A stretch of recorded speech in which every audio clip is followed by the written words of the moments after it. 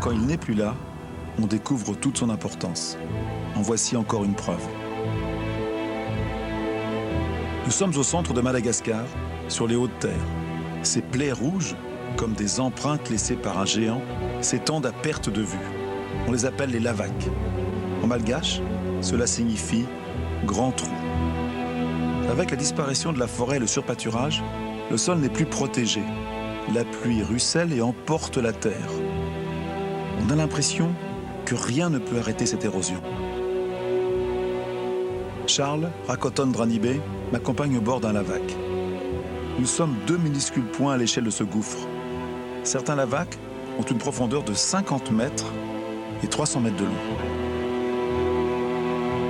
Le sol, en fait, il est constitué de particules qui ont besoin de ciment. Hein.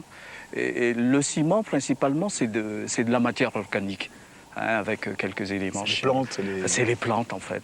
C'est un sol très pauvre. C'est un sol très pauvre et qui est très fragile. On voit, hein, il ne pousse rien dessus, donc la végétation manque. C'est vraiment très facile pour implanter un départ d'érosion comme celui qu'on voit ici.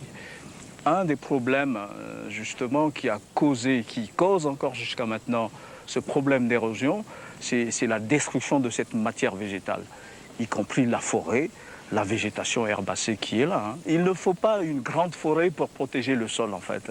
Il faudrait seulement le couvrir, mettre un vêtement, si on peut le dire, et qui joue le rôle d'écran ou de tampon, hein, qui atténue la force de l'eau qui vient frapper à partir de la pluie. Et c'est ça qui diminue un peu cette capacité à éroder. Qu'est-ce qui donne cette couleur rouge, d'ailleurs? En fait, le type de sol qui est là, il s'appelle latérite. Et c'est le fer oxydé qui donne... C'est la rouille? Oui, c'est la rouille, en fait. On appelle Madagascar l'île rouge. C'est toute cette terre qui va partir dans la mer. C'est dû à l'érosion.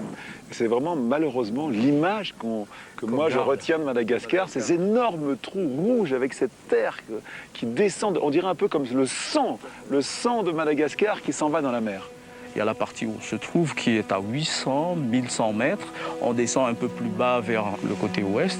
Et là, il y a les grands cours d'eau qu'on peut voir toujours rouges. Mais comment arrêter l'hémorragie? À Madagascar, l'érosion atteint des niveaux records. 2 à 400 tonnes de terre par hectare. C'est 20 à 40 fois plus que dans le reste du monde. Cette terre qui nourrit les hommes, lorsque l'équilibre est rompu, devient un fléau. Charriée par les rivières, elle s'accumule dans les estuaires où elle asphyxie la vie marine.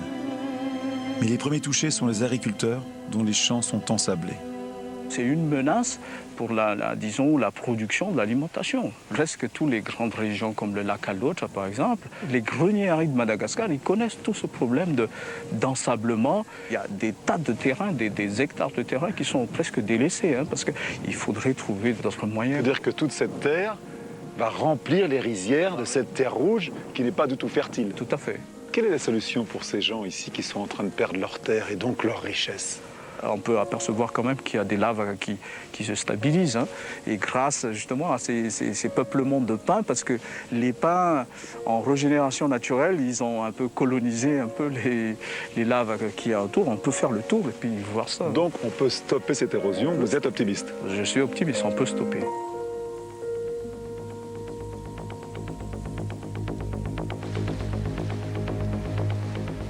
J'ai voulu suivre le chemin de cette terre rouge jusqu'à l'océan. Direction la côte ouest de l'île.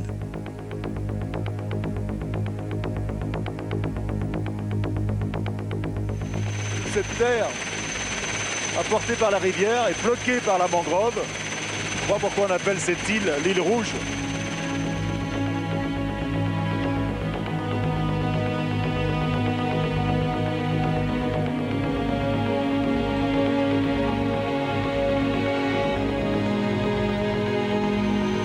Le sel de la terre, toujours magnifique. Photographie aérienne, dès qu'on voit du sel comme ça, on sait que ça va être beau. Ça dessine des formes sur le sol incroyables.